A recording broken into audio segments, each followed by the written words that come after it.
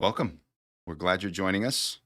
Tonight, we are playing with our background and setup. We've actually made a solid decision that we're going to stay in the room we have been podcasting in so far. And so please bear with us. We will perfect this as time goes on. But tonight, we are hitting you guys up from sunny France in, I can't remember the name now, Le Diplomate. Le diplomate or something like that. Yeah, sounds French. I'm hoping it's French. We have Anyway, this thing for France for some reason. I'm not sure why. well, France and cafes go good together. I Yeah. think it's just the way it goes. But anyway, tonight we are going to be starting or talking about stubbornness. And so this is NYOC. Let's have some fun. Okay. My wife says there's nothing wrong with being stubborn. Shows where you stand in life. And she said it in a Scouse accent. Okay. Tell me your thoughts on this. Okay. Well, if anybody happens to be watching that's from Liverpool, they will probably identify with this, although they may be in total denial of it. We're going to get into that too. Okay, good. Yeah. So I did. I did 10 years in Liverpool. Sounds like I was in a penitentiary. I did. I was pastoring in Liverpool for 10 years, and yeah, the Liverpool people are proudly stubborn, and it can be a good thing. That's the thing is it can be a good thing, but it also can be a bad thing as well. And I've had some really super happy moments with people who are super super stubborn in our first church that we pastored in Liverpool. That were their stubbornness was really what saved them. But then other people, even the silliest of things, their stubbornness is what killed them, spiritually speaking. So it can go either way. But is there? Yeah. So what? Tell me what is. So give me a scenario in what where we are. Oh, here we go. Yeah. Actually, we're going to talk about that right now. Brittany says, when I was a teenager, you told me being stubborn was a good trait if channeled correctly. Now that I'm adult and actually listen, can you elaborate? What does that apparently mean? She missed the lesson. Does that mean you're not stubborn because you're listening? Well, so here's the real snag with stubbornness is, generally speaking, stubbornness is not a good thing. Being determined, being confident. There's a lot of things that get stuck in as being stubborn. That really isn't true. It's not. I actually have a list of the words here. Yeah. And but not everything. It's interesting. As an audiobook that I'm listening to right now is talking about the idea of good and bad, and that there's no such, you cannot define bad using badness. You can't say this is bad because this is what bad is. And so here's a reference for bad. Now this is really bad. This is really, really bad. There's no such thing. You can only refer to it as not good. Good is the definition of bad. You start from good and go to bad, because everything that's bad actually starts good. Bad is taking an intention or a desire or something to an extreme. And so it's the same thing. Give me like a stupid example of that. Okay. So the idea of good, is, a good person, somebody who talks to you and they're nice and those kinds of things. We know that's good. That's a reference of good. And so a bad person would be a person who is, talks, very mean. Okay. They're very mean to other people.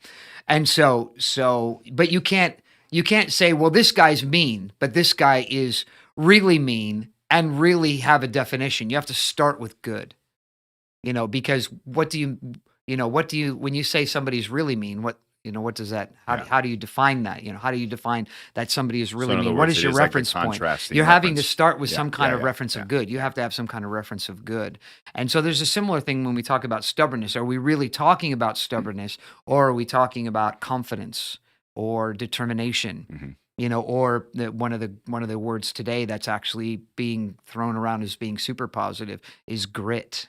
Mm. if you're just being gritty, Yeah. because you may look stubborn being gritty, but it's, you're just have a dogged determination to make something happen, Yeah. and so somebody looking at that might look at that and say, well, you're just being stubborn.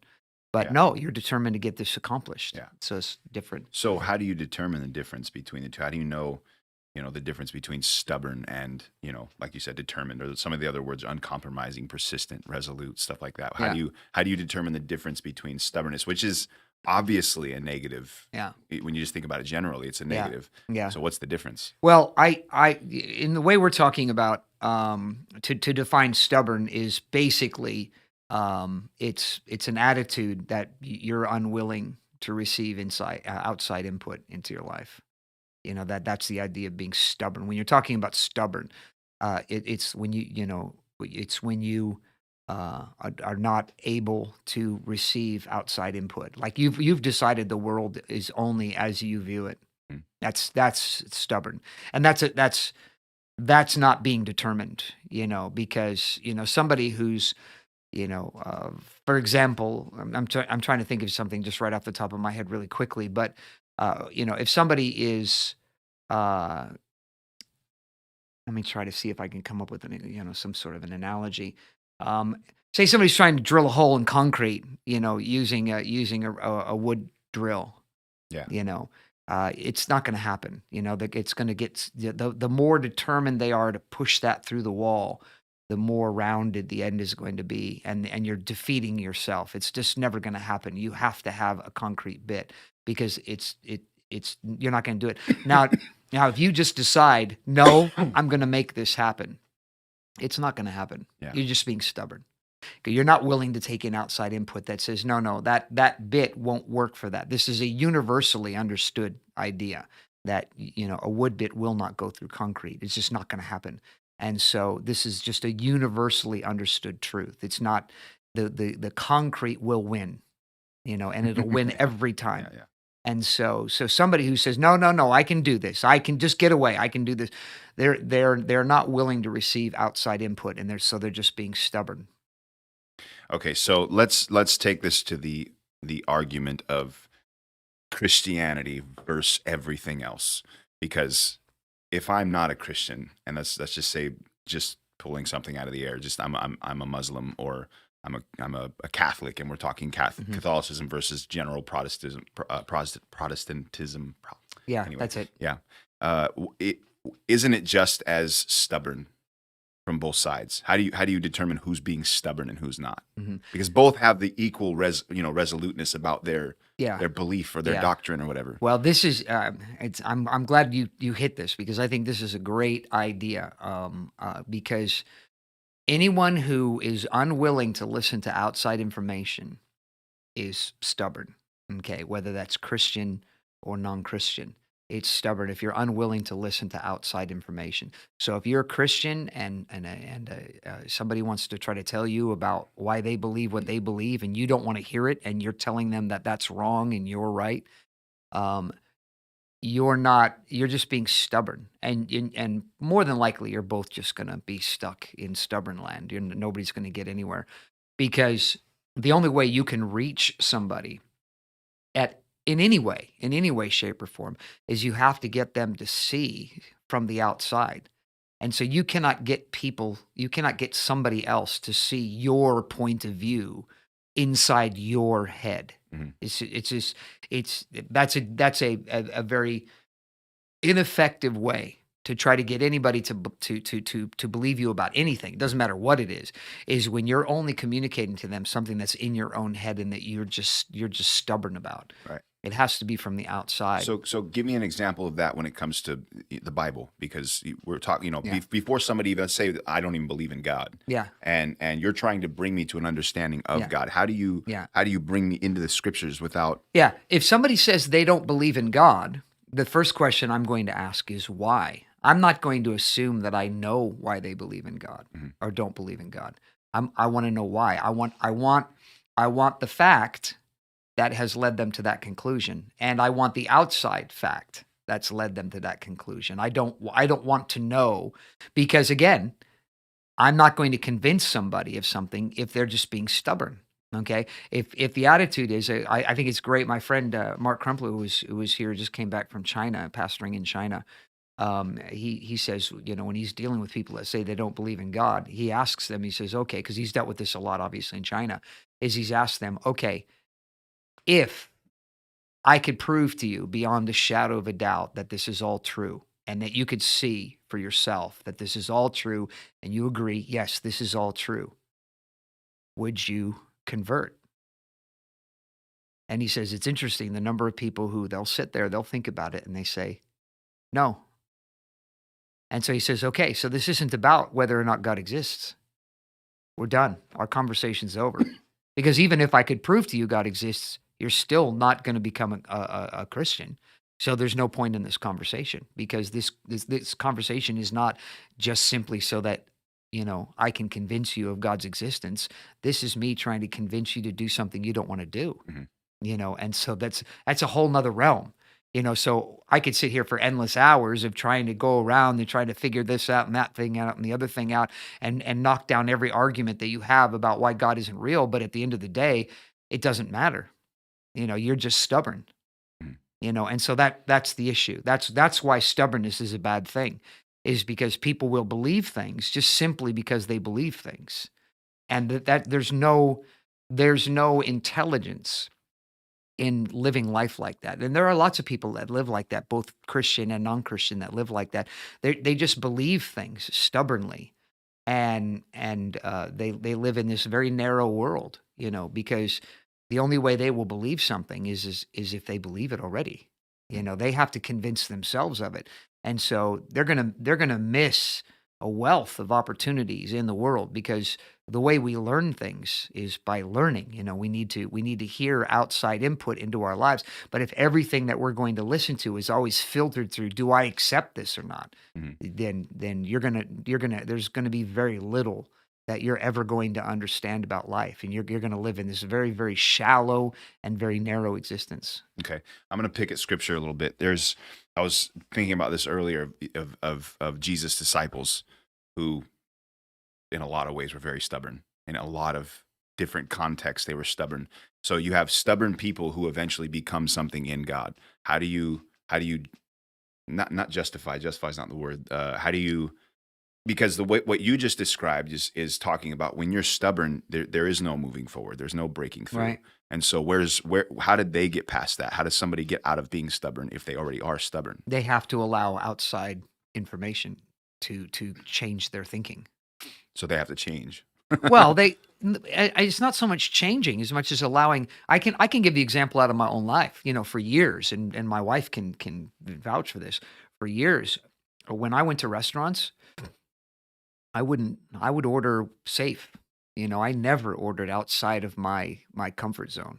I would never go into a restaurant and like, if I first time I was in a restaurant, usually the first time I go into a restaurant and I've never eaten there before, roast beef sandwich.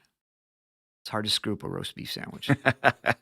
So I know I'm going to eat, I'm going to be full, and it's going to taste like roast beef, regardless of what else they do, because everything else is going to be on the side. If they put garbage on it, or they have some fancy, thing they want to put on it, or dressing or something, like, I can just chuck that. I can throw that away. I don't have to worry about that. But recently, and only very, very recently, I've really been jumping out of my comfort zone in ordering stuff. My friend Mark, he often will go into restaurants, which is ironic for him, because he is very, he's very focused like that. But for some reason with restaurants, he goes into restaurants and he says, "Get me what you liked." He says to the waiter or the waitress, he says, bring me what you like." And more often than not, he likes what he gets, and it's just whatever you want, and it turns out to be pretty good. And I thought, that's pretty good. And so when we went to that Georgian place, I told him, I said, just treat us like family. And I'm trying stuff, and I'm trying beets, which I hate. I'm Did you trying, like them? yeah. Well, it was a beet pate, Yeah. and so it wasn't beets. Yeah. It was a beet pate, and so it didn't taste like beets. But it was using beets, and so it was like, beets don't always taste like beets. And I'm not into Brussels sprouts. And so I was at my pastor's house one day, and he said he was having Brussels sprouts, and I was like, and he goes, no, no, no. He says the reason why you don't like Brussels sprouts is because they're not prepared properly. He says, you've had them and they're not prepared properly. And so he said, try this. And I looked at it, and it was these little, very crisp, chopped really fine Brussels sprouts that had been browned in oil, mixed with bacon, and I said, "Come on!" I said, "That's a Brussels sprout substrate. That's not Brussels sprouts." He said, "But this is what you do with and I began to realize, some of these things that I don't like is just simply because I don't like the way that it's prepared. Mhm. It's not that I don't like the thing; I don't like the way that it's prepared, but in combination with other things. And I've not been one to actually have combinations of stuff. And so I've stopped doing that. And I've tasted food that I would have never tasted before. And I like things now that I never dreamed that I would like. But I just had to open up. It wasn't that I had to change anything. I just had to simply say, okay, I'm going to put this in my mouth. That Georgian restaurant brought out these red peppers. And I said, well, I hate red peppers, so I'm just going to take a little taste of it. And I put it in my mouth, and I thought, I can't believe it. There hasn't been a single thing that I put in my mouth that I don't absolutely love. That's something I would never have done before, but it wasn't that I learned anything. I had to open up. And so that's the issue, is it's just simply the opening up. And that's what the disciples did. Is the disciples had certain tastes, certain ways that things need to be done, certain ways of thinking, and they just opened up and tried it Jesus' way. And then they realized when they tried it Jesus' way, it worked. Mhm. So we've established that the root of your food stubbornness was your wife's cooking, because obviously she's the one preparing this stuff for you, and you didn't like the way it's prepared. So Did she say something on there? no, Oh, I'm okay. just digging because she's Oh. my mother-in-law, and I can do Oh, that. yeah. No, it wasn't. I mean, no, but No, I'm partially. joking. I'm not. That's Partially because Yeah. she likes the taste of beets, Yes. and she likes the taste Yes. of Brussels sprouts. I know. And so Yeah. in a sense, yeah, because she likes it that Yeah. way. So what So- would you say is the root generally of stubbornness? Is it different for different people? What causes that? Well, in my scenario, it was that I know I don't like this, so I'm not even going to try anything associated with it. Mhm. So And you just that- made up your mind a long time ago. Well, I know what I like. I know I like meat. I know I like cheese. I know I like this. I know I like that. And so when I see, I know I don't like cheese mixed. So like what is it? Enchiladas. I think it is cheese enchiladas with chicken. So chicken enchiladas with cheese. I know I don't like that, because I've had it and I know I don't like it. So I know I don't like cheese and chicken. But, grilled chicken, grilled the right way, with certain spices and stuff like that with cheese, I'm okay with. Mhm. Now I know that because I've been willing to try it another way. Mhm. That doesn't mean that everything that I try that I like, and I realize that I actually like all food. There's still things I don't like. It's just that I found that there's a lot of things that I like that I didn't think I would like, that I would like. That's the key. And so it's the same thing when it comes to any kind of knowledge, any kind of experience, any kind of understanding, is when you're a stubborn person, you say, no, I'm not going to even try this. I'm not going to even do this. I'm not going to let that outside information into my life. Well, the bottom line is you just become narrow. You just become a very shallow person. And your experiences in life are very, very, very limited. Yeah. Kay's got a good question, actually. So refusing to do something implies stubbornness? I'm actually going to ask a follow-up question to that. Well, again, this is this is the problem with those binary questions, because you're, because it's a binary question. It's like, okay, so let me ask you this: if I refuse to jump off a cliff, am I knew being you were going to stubborn? say that. For some reason, jump off was just in my head. Yeah. So no. So is the answer to the question no? It doesn't automatically imply. We're never. This is, and I like to try to address this, because binary thinking is a form of stubbornness. Yep. Yeah, it is, because you're not allowing outside understanding. I mean, right away that question, and I'm not getting on the person who asked the question. She says, I don't understand binary. So he's Yeah. going to actually explain Okay. that right now. Okay, so the idea is the things either have to be this way or that way. Yeah. Black or and so white. it's got to be black or white, and so when your posture on things is like a question like that is a black and white question. Does this mean that? The answer to every single question Does this mean that? Is maybe. That's the answer to every one of those questions. Maybe, maybe not. Mhm. But we're no further ahead. Yeah. We've not really answered a question. We actually haven't done Not anything. really asked the question. Really. Yeah, we haven't asked or answered a question. It's like, So what's the drive home here, Larry? What's the because I'll ask the question I was going to ask because it kind of follow. Maybe it's a better way of asking the question is how do you allow outside input in situations like this? Let's just we're talking heaven and hell, right? Eternity. You're going to make decisions that are going to the doctrine, the religion, the belief you choose to live by for your entire life, right, is going to determine where you go in the afterlife, right? Yeah. Just simply. Yeah. So Well, how do you I wouldn't go that far. Hold on. So my answer is no, I don't agree with you so far, but keep going. Okay, no, hold on. So but I'm talking about like obviously there is one way to get to heaven. There may not be a heaven. Now we're getting somewhere. No, what I'm saying is what you're I'm missing. trying to talk Well, about- what you're missing is because you're talking from a stubborn perspective. Heaven exists. That's all there is to it. No, I'm being serious But about that's it. my point, though. Yeah. No, so you're not letting me finish asking the question, though. Because my point is, how do you try things without risking things? Is it possible? Well, this is my point. Is I wouldn't try to convince somebody that hell's real and you're just an idiot for not believing that. I would just never start there because that's not a starting point. You have to start with why what is the argument in favor of heaven, or what's the argument against heaven?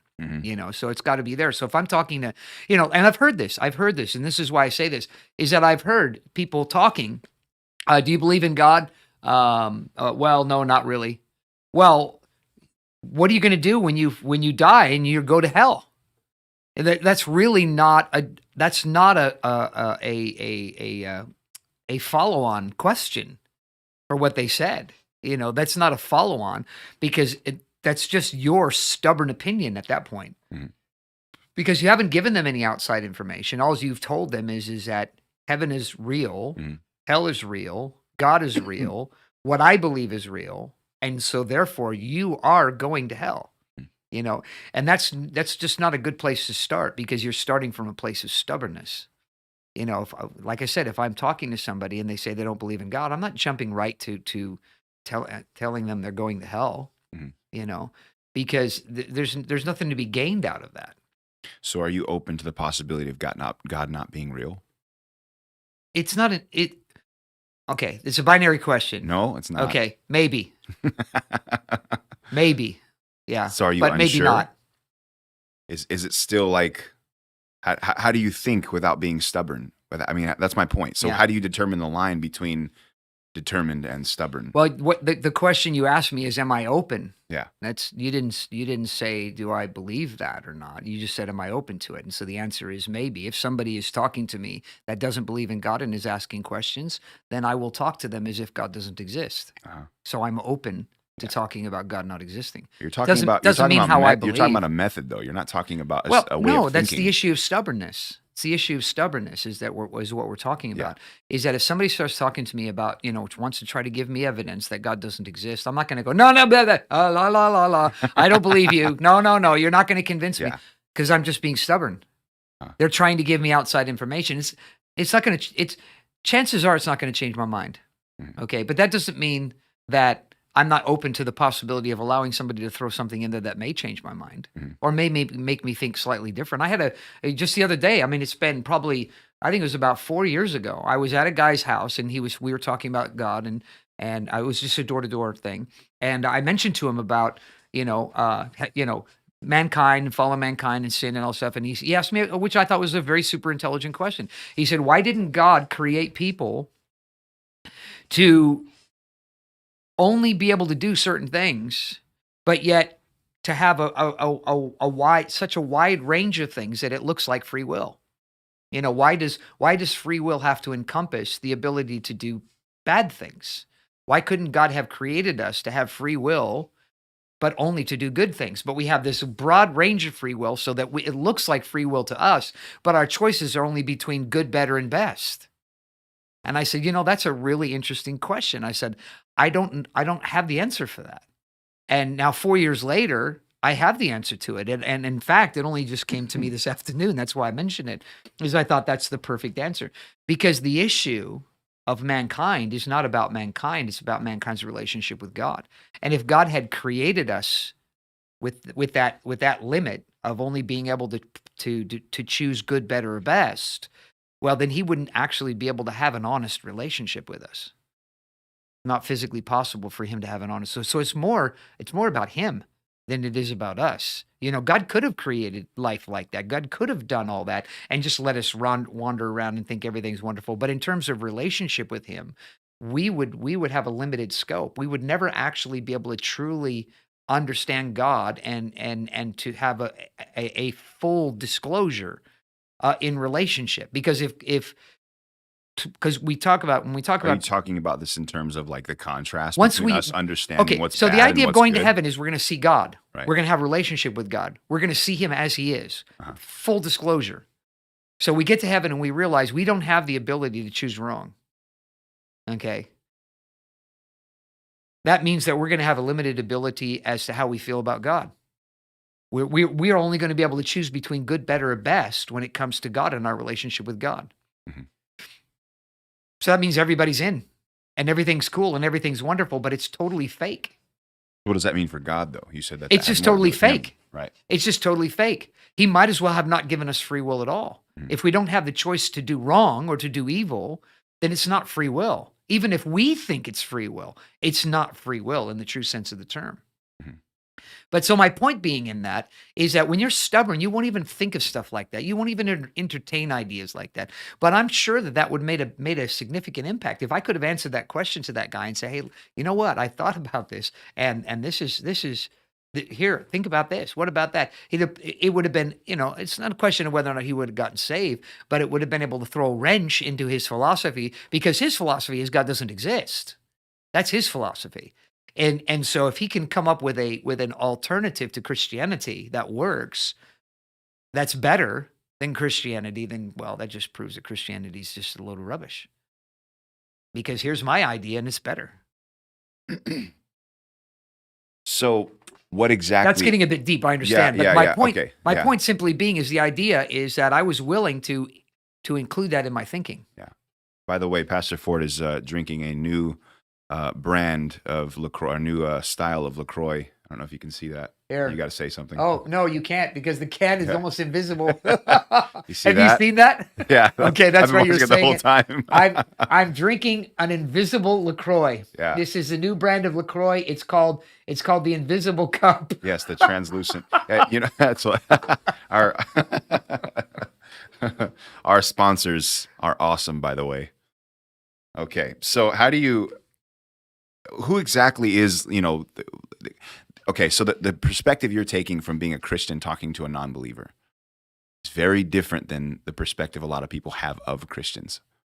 A lot of people would Say look that at again. So the perspective you're talking about right now as a Christian, the way that you would address somebody who's not a Christian or who's an unbeliever completely, is very different than the perspective a lot of people have of Christianity.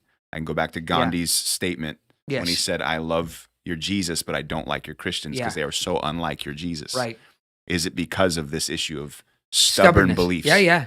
It is because it's not well, because you have so many things that play out in that. Like for specifically the story of Gandhi, we don't have time to go into the great details of it. But Gandhi, the bottom line is Gandhi wanted to go to a church, and he went to this church to go to the church, and they wouldn't let him in because he was the wrong caste.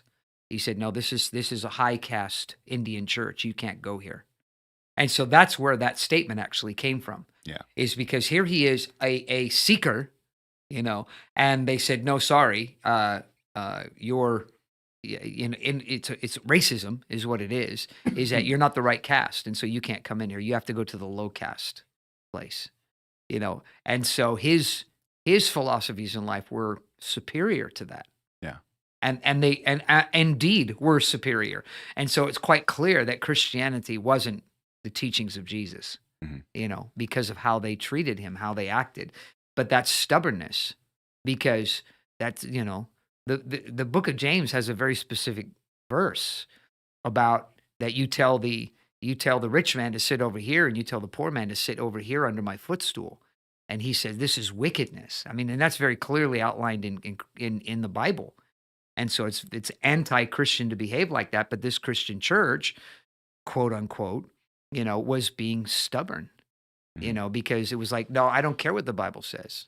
I believe my own thing.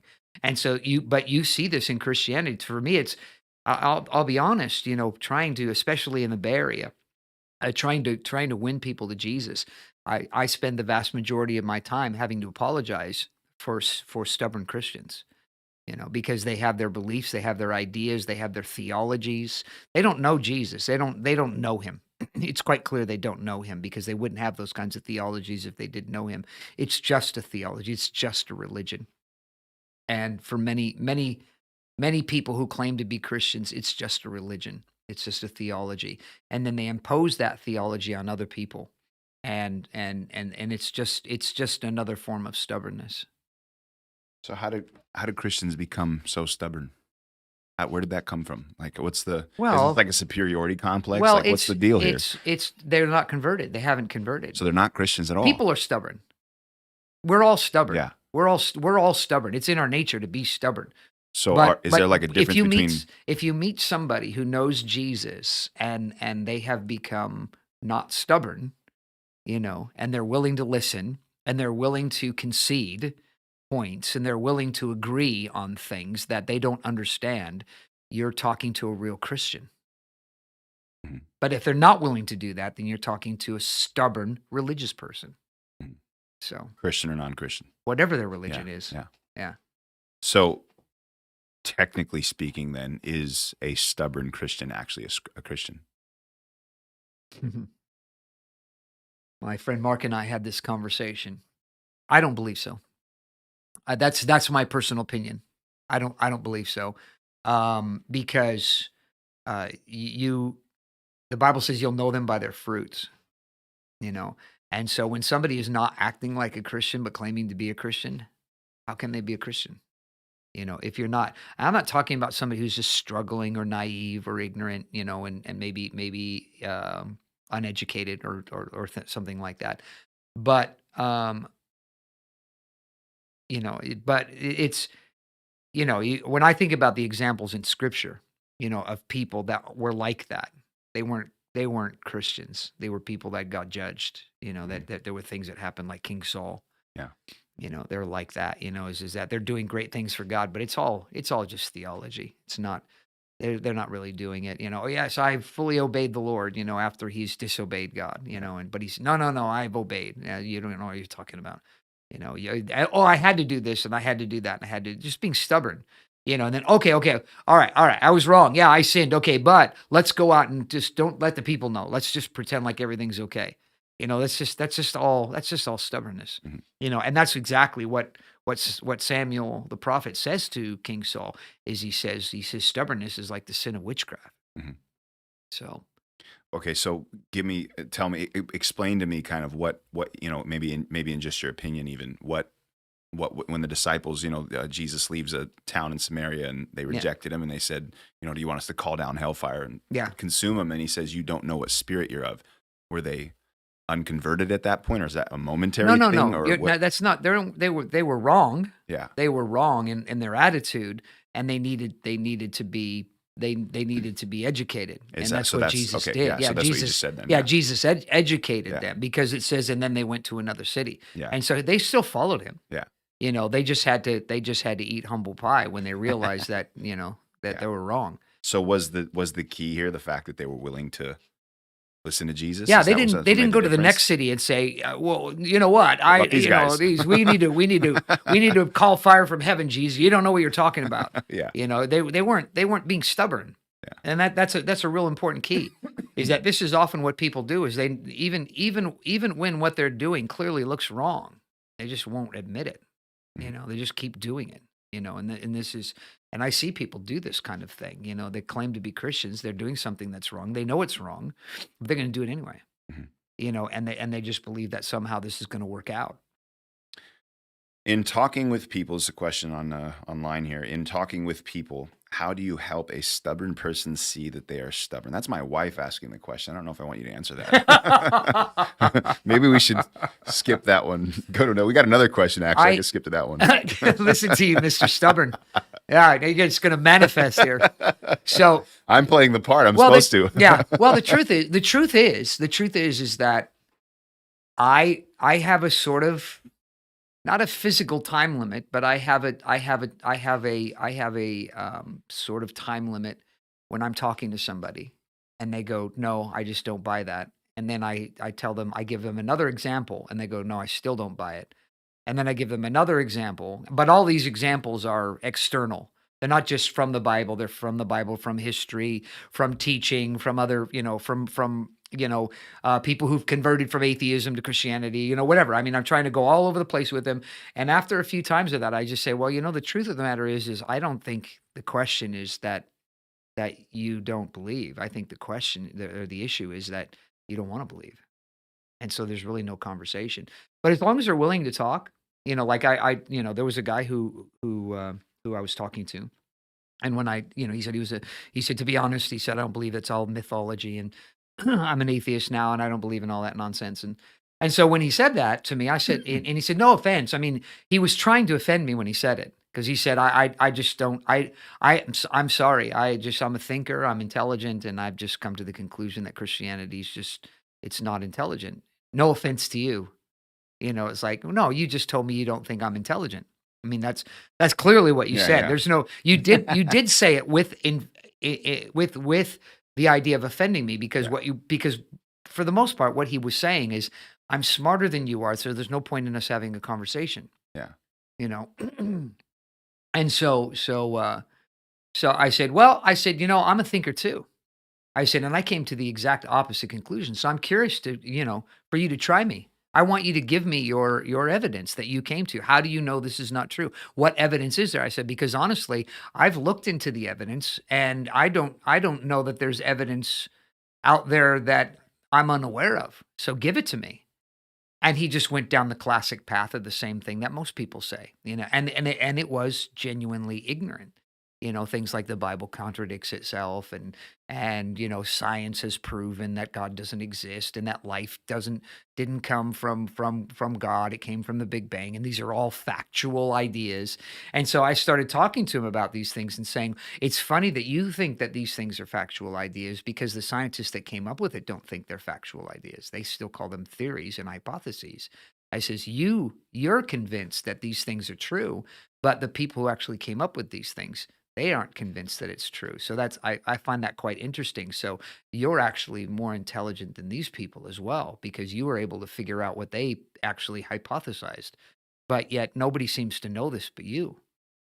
And, "Well, no, I understand what you're saying," and he started backpedaling, and I understand what you're saying. No, I know it's theory and stuff like that, but science has really done this and done that and done the other thing," and he said these kinds of things, and I said, "Well," I said, "but if you look at these scientific experiments and you look at the things that you're saying, is that these were the situations, and I'm familiar with the same things that he's talking about, and so I'm very clearly communicating to him, listen, I've looked at the same evidence that you're looking in, and the problem is that you don't want God to exist. And so you're not actually objectively looking at this evidence. You are subjectively looking at it and ignoring all the problems with it." Mhm. And he said, "Oh, I appreciate you talking to me about this, but I really don't want to talk about it anymore." Like, okay, fine. He shook his hand, no problem. Hey, here's our podcast. I encourage you to watch our podcast because we like to deal with these kinds of issues. You can write in questions or whatever, but we're done. But we're not done from the standpoint of I'm gonna walk away and he's gonna go, "Ha, ha, ha, I told that stupid Christian." He's only gonna be able to come to one conclusion. I'm stubborn, you know you But is know it possible for somebody to actually come to that conclusion? Because Sure, if you are a stubborn person, how do sure. you step outside of your stubbornness, in other words? Well, I listened to a good book. It's a fantastic book. I'm not usually there's a lot of books that I recommend, and I think they're good books, but this is probably I can honestly say this is probably the most useful book that I've ever listened to in my life. It's by Lori. I'm gonna trash her last name. Gottlieb, I think. Um, Gottlieb. Gottlieb, maybe. but it's called Maybe You Should Talk to Somebody. And she's a therapist who's going to therapy, and it's brilliant.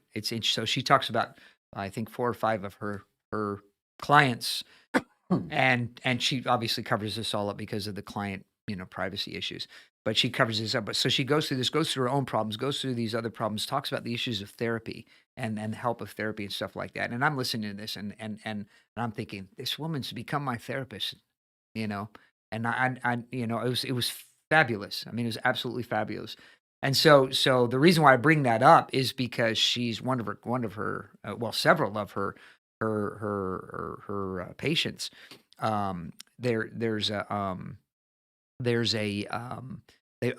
moment, in these people's lives. They're like all over the place, and she has this same moment with her therapist as well. Is there's this moment where all of a sudden the walls just come down, and it's like, I'm a mess. I'm a hot mess, But they come in. This is wrong. Life is wrong. This sucks. That happened to me. That thing happened to me. And the way that she went about it was to continue to get them to talk about it, to just keep bringing it out, and then very, very quietly, I mean, very, very slowly, just inject, a couple of things in there. Maybe it could have been like this. Maybe that wasn't actually what happened. Maybe it happened like that. Or maybe what you're thinking is the most horrible thing that could happen to you. Maybe it might not be horrible. And just trying to get them to just consider a point of view that they never considered before. And sometimes it's just that little doubt, that little bit of doubt in that moment that all of a sudden just the floodgates just open. And I thought about that, and I thought, this is really, you can't. It's the old saying, when convinced against their will, they're of the same opinion still. Is that so? You can force somebody to agree with you, and you've won the argument, but you haven't won them at all. Mm. But if you can get them to consider what you're saying from their point of view, and they're willing to open themselves up to an outside point of view, that outside point of view can change their point of view, and it can have profound influence on people. It can have absolute profound influence on people when you don't just bulldoze through and you Mhm. just try to nibble sometimes. And that's sometimes when I'm talking to people about Jesus, I'm just nibbling around the outsides because I know they're not going to take a full frontal attack. They're Yeah. they're ready. Yeah. They're defensive. They're ready because for many people, to admit that Jesus is really came to the earth, died on the cross for their sins, so they could have eternal life, it would be a monumental undoing of their entire personality. Yeah. And some people are just not ready to do that with one sledgehammer hit. Sometimes it's just a little chisel off corner. It's like, have you ever seen these, these guys that break these huge rocks, Oh yeah. huge, Yeah. and they just chisel, Yeah. chisel. Yeah. They Yeah. just tap, tap, tap, tap, tap, and they're there for hours and Yeah. hours and hours and Yeah. hours and hours, and they just chisel this crack, and then they just go, and the thing just goes, Yeah. breaks in half because they've chiseled the weakness throughout the rock. That once it gets past that tipping point, the rock has no strength anymore. It just has to give up because its own weight is working against it. Right. Because the weight is greater than the weakness. And sometimes that's the way that I try to present to people in general, whether they're Christians or non-Christians, try to present information to them is because I don't want to reinforce their stubbornness. So I just want to chip around the edge and hope that the weight of their own weakness collapses on itself. And then Yeah. they come to that revelation on their own. That's really the only way that you can reach somebody who's So truly you're stubborn. you're placing the responsibility for convincing, not on the stubborn person, but on the person who's trying to convince them. Yes. So it's Absolutely. not you're a stubborn person. Yeah, You're a absolutely. stubborn person. Yeah, absolutely. So Yeah, if you're talking about being reasonable, Yeah. that's almost like not Christian. How is that? It's the common Okay, perspective yeah, again.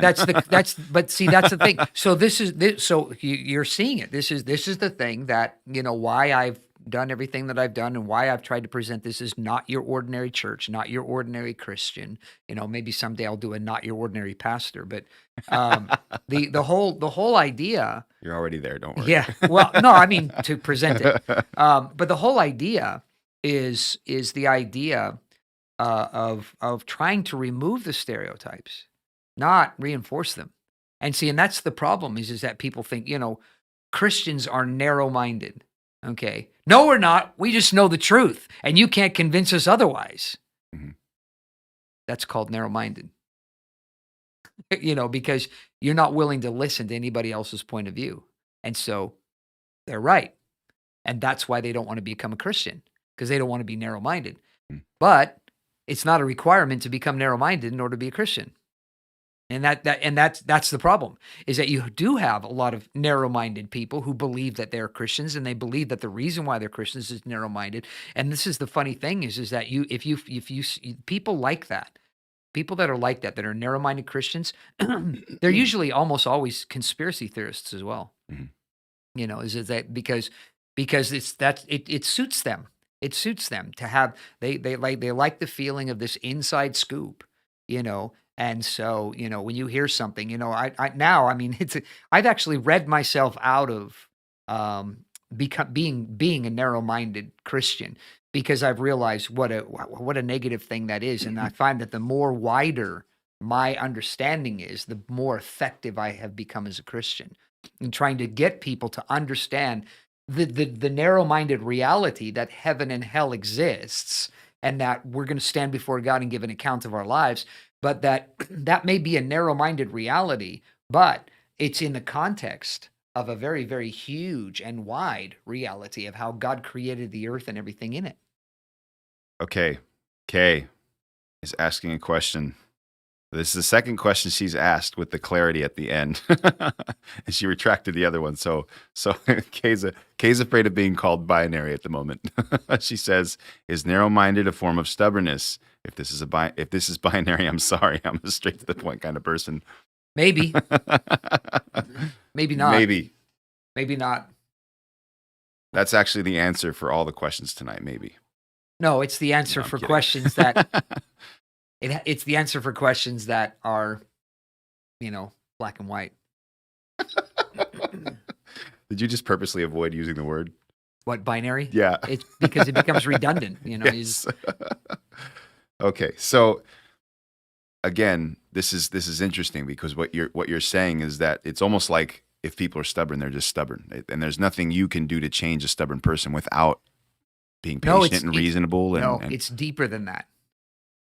People are just people, and there's nothing you can do to change okay. that. So it doesn't, whether it's stubborn or angry Uh-huh. or bitter or what, you are not going to change them.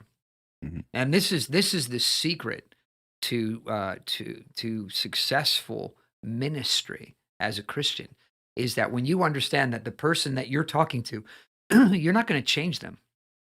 You're not gonna, no matter what you say to them, you're not gonna Yeah. change them. The only hope you have is that you may say something that makes them want to change themselves. Mhm. That's the only hope you have. You don't have any other hope. You're not gonna bash somebody into Christianity. You're not gonna force them to change their mind. Mhm. They're not going to do it, because what usually happens is it becomes this headbutting contest. Mm. And it's like, and I find, and it's interesting because there's a bit of a dance. Like when I'm counseling people, there's a bit of a dance where people are like, I'll say something, they'll get defensive. I can't go any further until I can get them to lower their defenses. Mhm. And then, I mean, there's been times where I've tried to counsel people, and they have come in with the only intention is, no matter what happens today, the truth is never going to be exposed. Mhm. And that's all there is to it. And so I'll say something, I'll say, yeah, it was a really nice day today. And they'll go, no, it was actually a really bad day. Oh, okay. Well, yeah, but the sun was shining. Yeah, but it was really hazy. Okay, well, it's like, fairly nice temperature outside. Well, yeah, but it's a bit windy, and when you're in the wind, it's cold. And they just go on and on and on, and everything has to be presented in the opposite, because they don't want you to get anywhere. And say, I know you're a really intelligent person. No, actually, I'm really stupid. Well, okay. So yeah, you say that, but you did get a degree, right? Yeah, well, just barely. I mean, and it just goes on and on and on, because they're there because they know they need help, but they don't want anybody to get inside. And so they're there hoping to get help without getting help, Mhm. and you can't change people. Mhm. You just can't change people. So being stubborn doesn't it there's never that's the whole point that I'm trying to bring out is that being stubborn is never a positive thing, whether you're the person who's right or the person who's wrong. Mhm. There's Okay. never Yeah. there's Yep. never a place Yep. where stubbornness is a good thing, because if you're not allowing outside influence into your life from other areas, but again, like I said in the beginning, being determined, and having resolve and those kinds of things, that's not being stubborn. The issue of stubbornness is really the issue of not being willing to listen to outside information. And the question that my daughter opened up with is the idea. I said stubborn if it's in the right direction. Really, stubborn's not the right word Yeah. in that context, because the idea is when stubbornness takes the form of something else, it's no longer stubbornness. Determination requires help, requires outside influence, because if you're going to make something happen, Yeah. you're going to, and it gets beyond your ability to do it, you're going to need somebody else to help you. You're going Mhm. to need somebody else to get in there. And then that determination is fine. But when that determination is, I'm going to be set in my ways and I'm going to do it my way and my way only, and I'm not going to allow any inside influence, it just reverts back to stubbornness. Mhm. Okay, so let's take this to the streets. Let's do a little bit of scenario here. It's funny because as I was doing a little bit of research for this, I came across articles that are talking about the stereotype of Christianity. So it's like universally understood that Christians hate homosexuals. Yeah. So let's just say you're talking to a homosexual on the street, Yeah. and you Yeah. you believe in God, you believe in heaven, you believe Yeah. in hell. Yeah. What are you going to do to approach that? How do you Yeah. what's the tactic you're going to take? Well, the first thing I'm going to do is to tell you what has happened in my mind when it comes to the issue of homosexuality as a Christian and how that's evolved over time.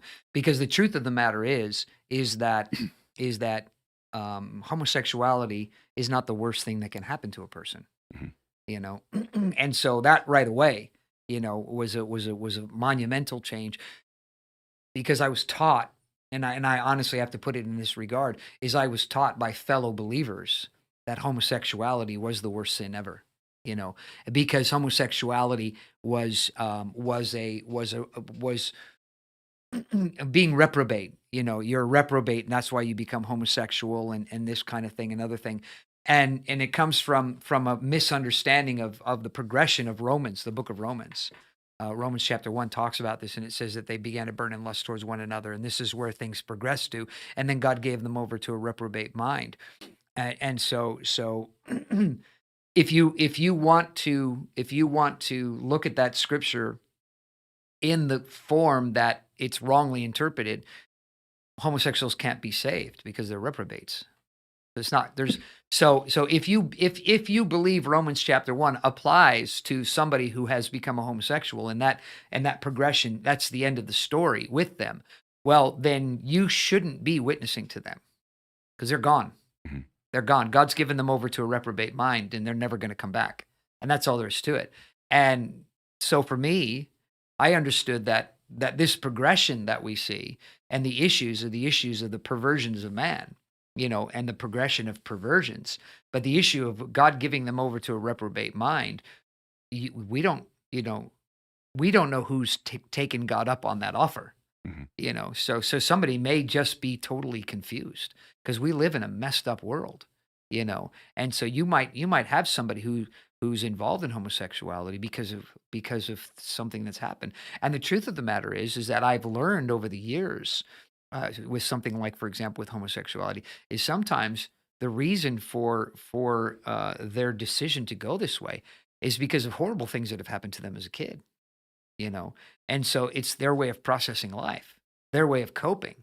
And so I'm going to jump in there. So here they are. They haven't been able to cope with white life. They've been maybe molested or raped, or something like that has happened to them that's really really wrecked them internally. And now they found this coping mechanism because they're in this group of other people who are able to comfort them. Mm. And I would say it's the same thing like with people who join gangs. It's a very similar thing. I used to always think of people that join gangs were just because they were inherently violent people. No, sometimes it's just simply trying to find a way to cope with a messed up life. And so the point that I'm making in this is that when I approach a homosexual, I approach them the same way I do a gang member or a drug addict or an alcoholic or anybody else. Is that these are people that are involved in behavior that whether they think it's the answer or not really doesn't matter. They think it's an answer. You know, they're doing this because there's a solution involved in this, and my job is to try to get them not to see that that's not a solution. My job is to get them to see that there is a solution. And if I can get them to the solution, then those other things aren't going to be such a problem. When I got saved, I was very sexually um, uh, uh, bound. I mean, this was a very very big part of my life. But when Jesus came into my life, that evaporated because it wasn't about sex anymore. I realized in my mind and in my thinking, life was about sex. That was the meaning of life. The meaning of life was sex. It was just to find somebody, a girl that I liked, and have sex with her. Marriage, maybe not. Never got to that point. Having kids, maybe not. I had career, maybe not. I never got anywhere. But this worked. This was a solution for the situation of my life. Now, if somebody would have came to me and said you're a sexual pervert, and the reason why you're having sex is because you're screwed up, that that wouldn't have led me to Christ. That wouldn't have brought me to salvation. It would have, if anything, it would have made me more confident that these guys are idiots. Why should I have anything to do with that?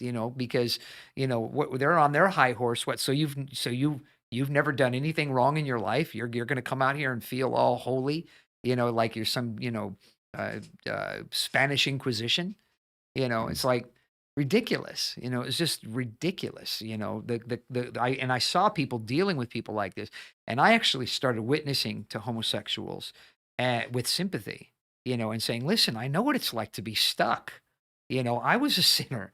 I know what it's like to be stuck, and this is a solution. It may not be the best solution, but it's a solution. But this is a problem because it's actually keeping you from the real solution. This is not a solution. The solution is in Jesus and in eternal life and having a personal relationship with Jesus.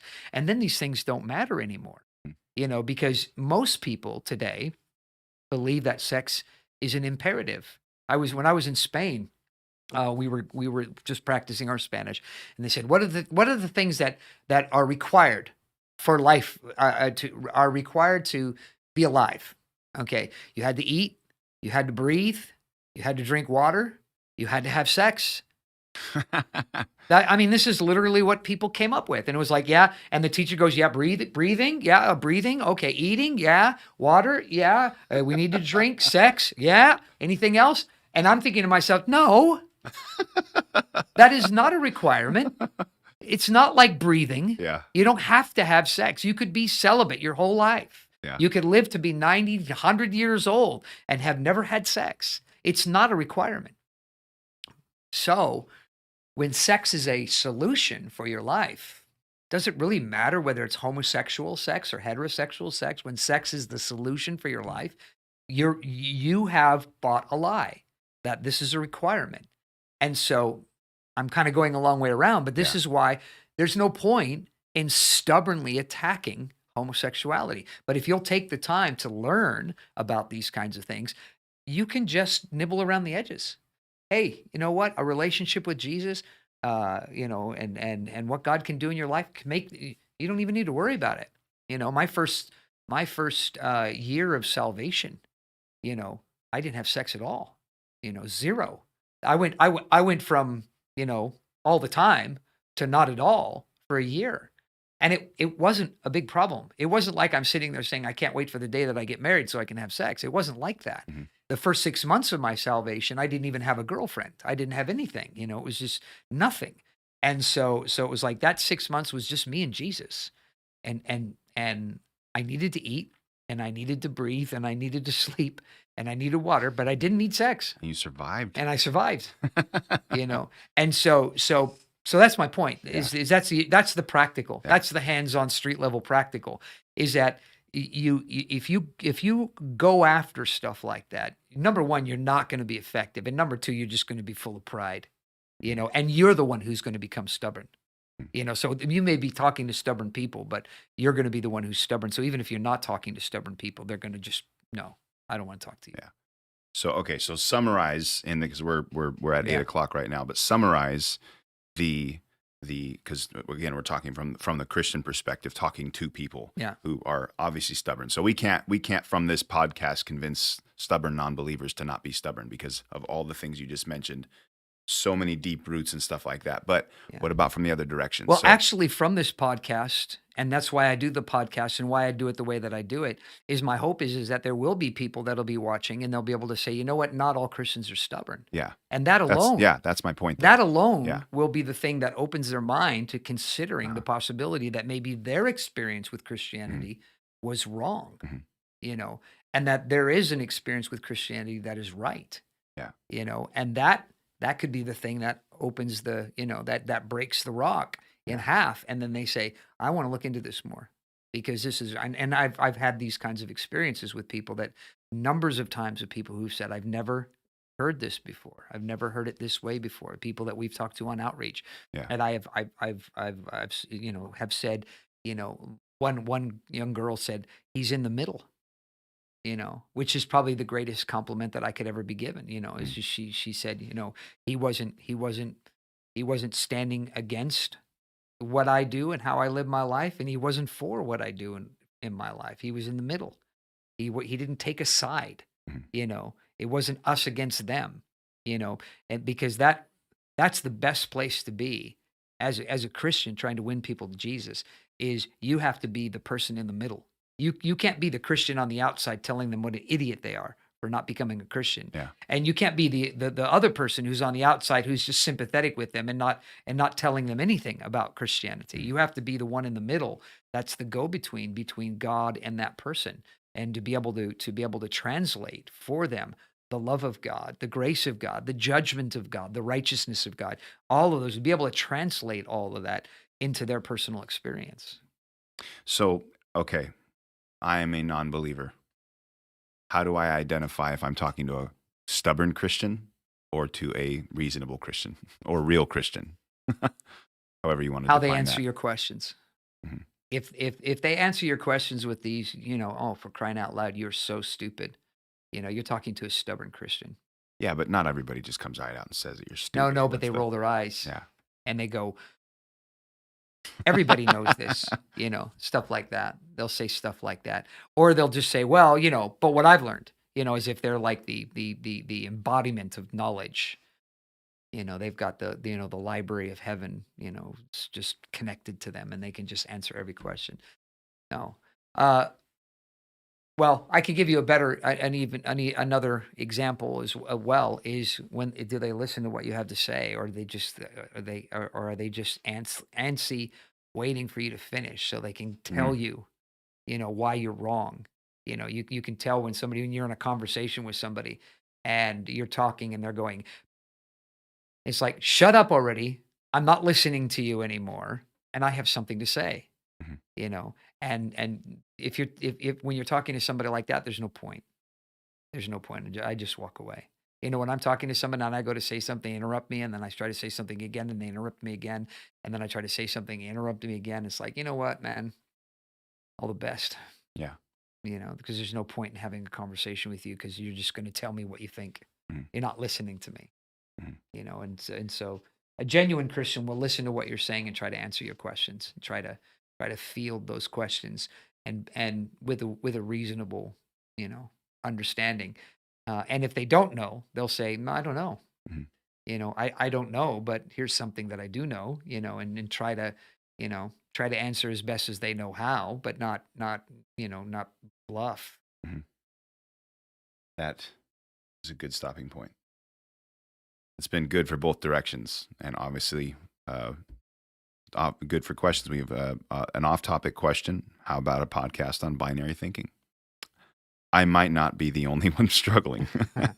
Well, I did a sermon on binary thinking. We've touched a lot on the and mind actually, and we've thinking talked about and binary thinking quite a bit. we have mentioned a lot. I would say probably the best thing to do is to go back to my sermon. I think it was just called binary thinking, wasn't it? I can't I remember. think it was called How Not to Think Binary, Yeah. something like that. Yeah. So that'll still be up there. So go Yeah. back and watch that. That's probably Yeah. the best thing. On that note, we welcome you guys to join us. Tomorrow night, we will be here at 1100 Industrial Road, Suite 10. We will be here at 6 o'clock. The doors will be open. You can join us. We take that time to pray an hour before service, 45 minutes before the start of service at 7 o'clock. Come, be a part of what we're doing. Be a part of what God's doing. This is not just a show. Honestly, you come and you'll see for yourself. This is far different than a lot of things you've experienced in your life, if not everything you've experienced in your life. So come, be a part of it. Again, you can find more information about us on our YouTube channel, and that can link you back to our website as well. But come, and we will be here. I'll be here. Pastor Ford will be here preaching tomorrow night, and we also have service on Sunday morning at 10:30 and Sunday evening at 6:30. Again, we are open an hour before. You can come. Feel free to ask more questions in the comment section if you have them afterwards. If you're watching this after we've posted it, we welcome you and we want to help. So we will see you guys soon. Yeah. Oh, and by the way, I do want to say that we don't actually have any sponsors. We are not monetized. We do this all for free because it's about what we're doing. It's not about money. So I just want to make sure that nobody gets that kind of a weird idea. I forgot that was kind of an inside joke, wasn't it? Yes. Yeah. Okay. Anyway, yeah, the can just looked cool. That's why I said it. Yeah. Anyway, we'll see you guys soon.